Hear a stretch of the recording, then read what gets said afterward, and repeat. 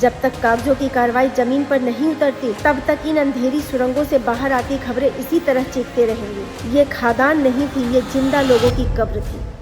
नमस्कार, बेलगाम बंदा के इस एपिसोड में आपका स्वागत है। सोचिए, एक अंधेरी सुरंग जिसमें आदमी नहीं बल्कि मौत काम करती है और बाहर खड़ी दुनिया को इसकी खबर भी नहीं होती कि अंदर जिंदगी कितनी सस्ती है। मेघालय के पूर्वी जयंतिया हिल्स जिले की एक अवैध रैट होल कोयला खदान में हुआ भीषण विस्फोट इस कड़वी सच्चाई को फिर सामने ले आया है। 5 फरवरी की सुबह करीब 11 बजे थांग्सको क्षेत्र के दूरदराज मिंसीगट गांव में हुए इस धमाके में 27 खनिकों की जान चली गई और 9 मजदूर गंभीर रूप से घायल हो गए। खदान इतनी दुर्गम जगह पर थी कि वहां केवल 4 पहिया वाहनों से ही पहुंचा जा सकता था, जिससे बचाव कार्य में भारी देरी हुई और कई जिंदगियां मदद के इंतजार में बुझ गई। जिला पुलिस अधीक्षक के मुताबिक राष्ट्रीय आपदा प्रतिक्रिया बल और राज्य आपदा प्रतिक्रिया बल की टीमें शाम तक ही घटनास्थल पर पहुंच सके। 2 गहरे खनन गड्ढों से कई शव निकाले गए, जबकि घायलों को पहले स्थानीय स्वास्थ्य केंद्र और फिर बड़े अस्पतालों में भर्ती कराया गया। ज्यादातर घायलों को दूसरे और तीसरे दर्जे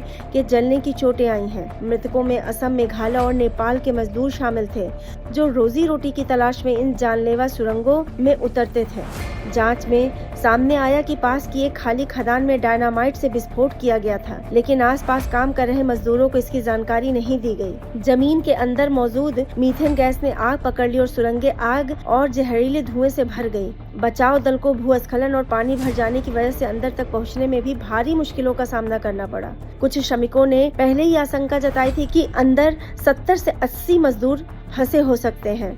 घटना के बाद न्यायपालिका ने सख्त रुख दिखाया है। मेघालय उच्च न्यायालय ने स्वतः संज्ञान लेते हुए जिला प्रशासन और पुलिस अधिकारियों को तलब किया और पूछा कि पहले हुई मौतों के बावजूद अवैध खनन कैसे जारी रहा।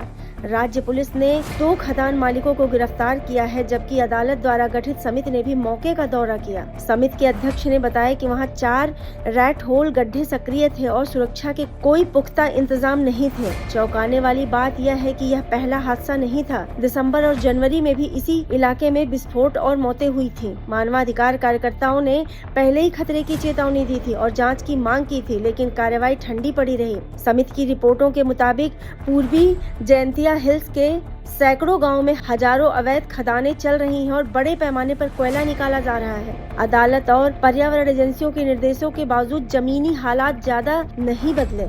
इस अवैध खनन का असर सिर्फ मजदूरों तक सीमित नहीं है। एसिड माइन ड्रेनेज की वजह से नदियां जहरीली हो रही हैं और यह पोल्यूशन असम तक फैल रहा है। पहले भी अम्लीय पानी से एक जल विद्युत परियोजना को भारी नुकसान हुआ था। फिर भी कोयले की मांग खासकर सीमा पार बाजारों से बढ़ती जा रही है और यही मांग इन खतरनाक सुरंगों को जिंदा रखती है। सरकार का तर्क है कि यह 200 साल पुरानी आजीविका से जुड़ी परंपरा है, जिसे खत्म करना आसान नहीं। लेकिन सवाल यह है कि क्या रोजी रोटी के नाम पर मजदूरों को जिंदा दफन होने के लिए छोड़ दिया जाएगा? जीवन का अधिकार इन खनिकों का भी उतना ही है जितना किसी और नागरिक का। यह हादसा सिर्फ एक दुर्घटना नहीं बल्कि उस लंबे तंत्र की नाकामी है जो अवैध खनन को जानता भी है और अनदेखा भी करता है। जब तक कागजों की कार्रवाई जमीन पर नहीं उतरती तब तक इन अंधेरी सुरंगों से बाहर आती खबरें इसी तरह चीखते रहेंगी। ये खादान नहीं थी, ये जिंदा लोगों की कब्र थी।